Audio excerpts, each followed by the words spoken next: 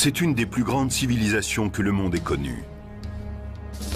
Notre mode de vie serait complètement différent si l'Égypte n'avait pas existé. Pendant 2000 ans, son héritage a semblé avoir disparu. On a toujours pensé que l'Égypte était un endroit mystérieux, plein de magie et de superstitions. Jusqu'à ce qu'une succession d'hommes et de femmes redécouvre ce pays au XIXe siècle. D'un seul coup, les murs des temples et des tombes tout au long dans la vallée du Nil commencent à parler. C'est l'histoire d'une quête visant à retrouver le passé de l'Égypte et qui mêle découvertes célèbres et coups de chance, entreprises privées et publiques, fouilles épuisantes et technologies de pointe. Le musée égyptien du Caire abrite quelques-uns des plus grands trésors de l'Antiquité. C'est un endroit fascinant à visiter.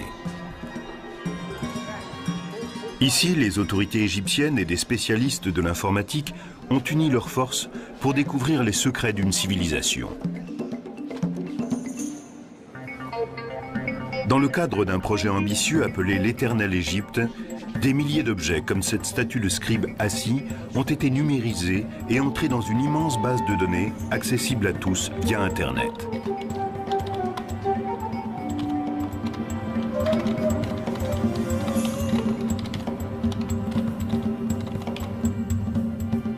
Tout comme l'égyptologie contemporaine, ce musée virtuel utilise les techniques les plus récentes.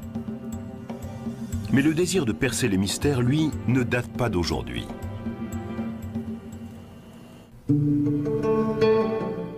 On peut déjà le voir à l'œuvre en 1798, lorsqu'un petit groupe de savants et d'ingénieurs suivent Napoléon dans sa campagne d'Égypte.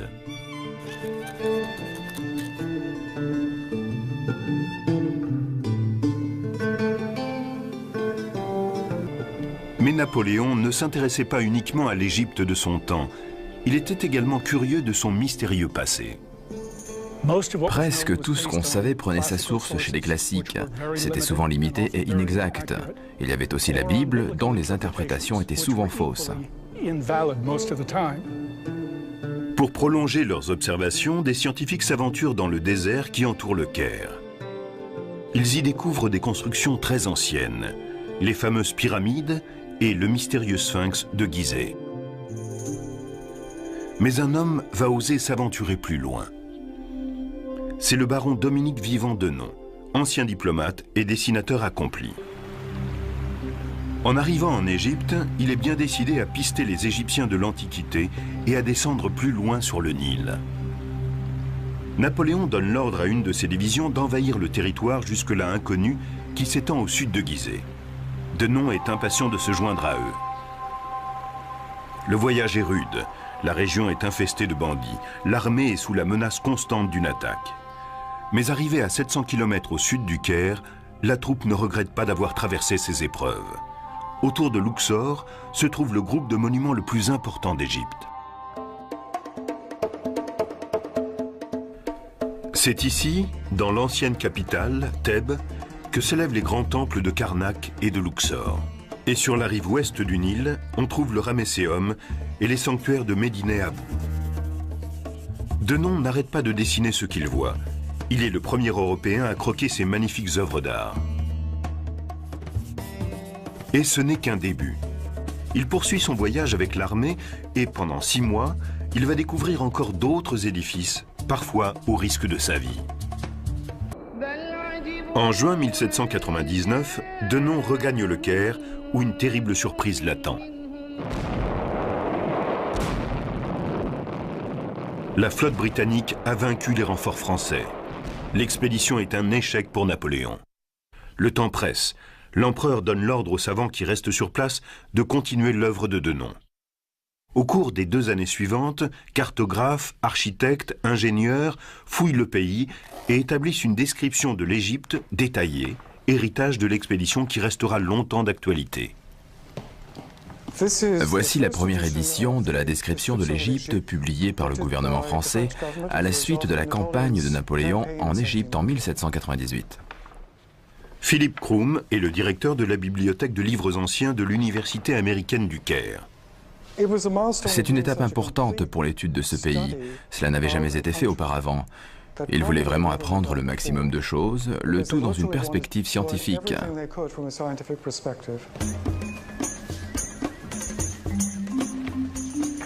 La moitié des descriptions contenues dans ces 23 volumes montrent à quelle tâche originale se sont attelés ces savants. Établir un état des lieux du pays tel qu'il était il y a 2000 ans. L'autre moitié consiste en la première observation systématique de l'héritage antique de ce pays.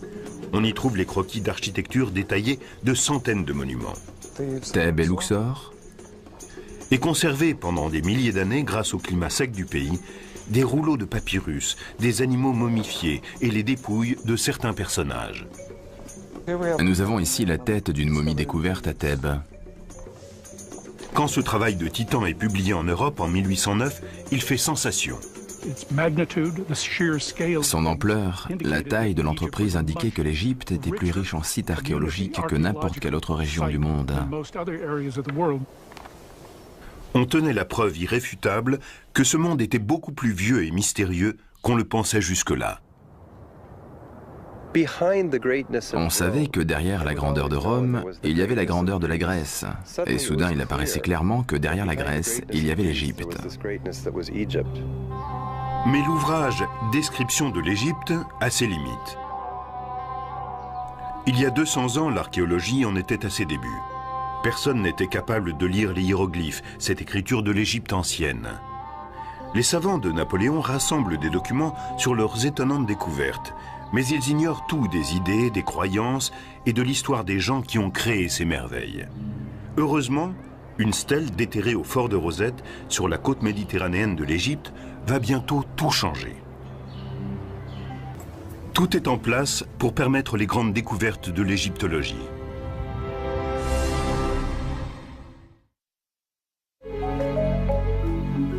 En naviguant parmi les milliers d'images numérisées du site Éternel Égypte, on comprend l'importance du déchiffrage des hiéroglyphes, car on les retrouve partout. Et pendant des siècles, on avait cru qu'il s'agissait de peintures primitives. Mais plus pour longtemps.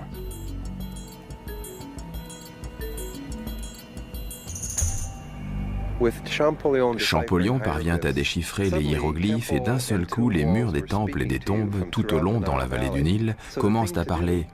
Il fallait donc aller collecter toutes ces inscriptions. Parmi les hommes qui entreprennent ce voyage, on trouve un jeune savant anglais, John Gardner Wilkinson. Profitant de la paix relative qui suit le départ de l'armée française, Wilkinson visite les sites les plus fascinants de l'Égypte antique. Comme les érudits de Napoléon 20 ans plus tôt, il recopie à la main des milliers d'inscriptions. Mais alors que ceux-ci devaient se contenter de reproduire les hiéroglyphes, il peut les lire. Un de ces aventuriers les plus étonnants est un ancien ingénieur hydraulique du nom de Giovanni Belzoni. Arrivé en Égypte en 1817, il remet très vite ses lettres de créance. Une des premières missions de Belzoni a été de transporter la tête colossale de Ramsès II, qui se trouvait à Thèbes. Elle faisait 3 mètres de long et pesait 7,5 tonnes. Belzoni entreprit de la faire sortir du temple sur des roulettes et de la transporter centimètre par centimètre jusqu'au Nil, à 3 km de là. Aujourd'hui, cette tête est une des plus belles pièces du British Museum. Mais Belzoni n'était pas seulement un chasseur de trésors. Désireux d'en savoir plus sur les Égyptiens de l'Antiquité, il pénètre dans la seconde des grandes pyramides de Gizeh. Il est l'un des premiers à traverser les rapides à Assouan et à entrer dans le magnifique temple de Ramsès le Grand à Abou Simbel. Mais c'est à son retour à Luxor qu'il fait sa découverte la plus étonnante. Entre les collines de l'autre côté du fleuve, les pharaons égyptiens du Nouvel Empire ont bâti leurs tombes. Belzoni découvre que plusieurs d'entre elles ont déjà été pillées à des périodes plus anciennes. Mais il est convaincu qu'il en reste d'autres. Il place un peu partout dans la vallée des rois ses ouvriers égyptiens qui découvrent bientôt 5 tombes creusées dans la pierre. Et le 18 octobre 1817, il pénètre dans la tombe numéro 6. Sans le savoir, Belzoni a découvert la tombe du père de Ramsès le Grand, le pharaon bâtisseur d'empire, Séti Ier. Séti était un dirigeant très puissant. Son importance ne se mesure pas uniquement à la taille de sa tombe, mais à certains changements subtils dans les textes religieux. Ici, par exemple, nous trouvons des images d'étrangers comme s'ils voulaient dire « L'Égypte, sous mon règne, est devenue un grand empire qui couvre le monde. Nos dieux contrôlent non seulement ce qui se passe dans la vallée du Nil, mais ce qui se passe dans le monde entier. »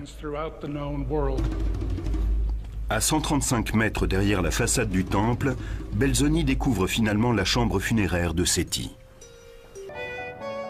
Cette exposition, le retentissement de l'ouvrage « Description de l'Égypte » et les conclusions des premiers épigraphes transforment la curiosité envers les anciens Égyptiens en véritable égyptomanie. C'est devenu une passion. Tout le monde se devait d'avoir chez soi des objets égyptiens. Il était même de bon ton d'avoir une salle égyptienne décorée dans le style des tombeaux. Et bien sûr, le commerce des antiquités a connu un développement sans précédent. Le marché des antiquités se développe pendant une trentaine d'années, jusqu'à ce que des archéologues éclairés tentent d'y mettre fin. L'un d'entre eux est l'ancien conservateur Auguste Mariette. Au cœur d'un de ces immenses cercueils, Mariette découvre les restes d'un taureau momifié, enseveli au cours du règne de Ramsès le Grand. Cette découverte fait sensation et lui vaut bientôt d'être nommé à la tête du service des antiquités égyptiennes. Usant de son autorité, Mariette arrête toutes les fouilles en dehors des siennes et interdit l'exportation d'objets sans autorisation spéciale. Il crée un musée permanent pour sa nouvelle collection d'antiquités. L'égyptologie entre dans son âge d'or.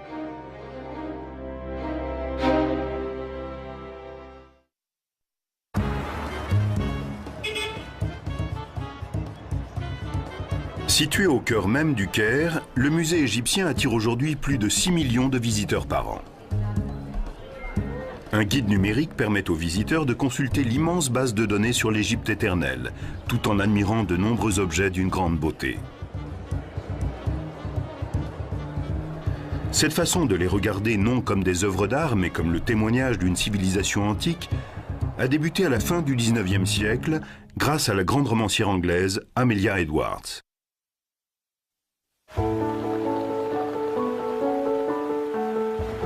En 1873, elle se rend en Égypte.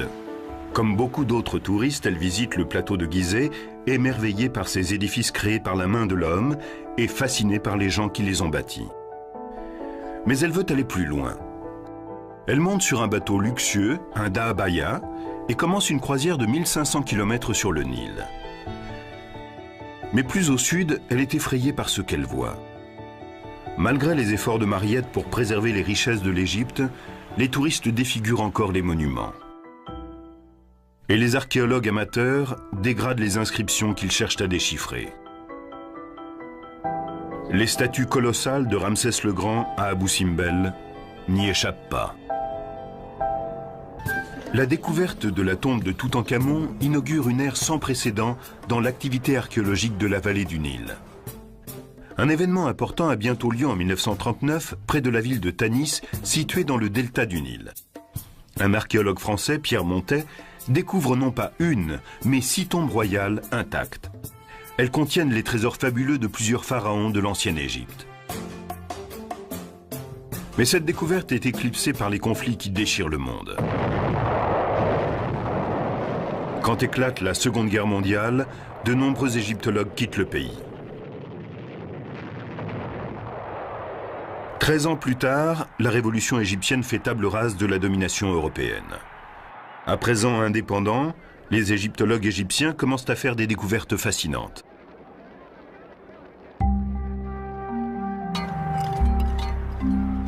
L'une des plus étonnantes a lieu à l'ombre de la grande pyramide de Gizeh, quand un inspecteur des antiquités égyptiennes, Kamal el-Malak, retrouve cette barque en bois vieille de 4500 ans qui appartenait au pharaon Khéops.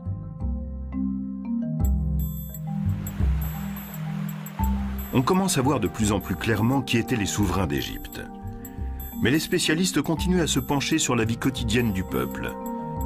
Ils disposent maintenant de techniques très sophistiquées. Et bientôt va naître le remarquable programme intitulé « Projet de sauvetage nubien ».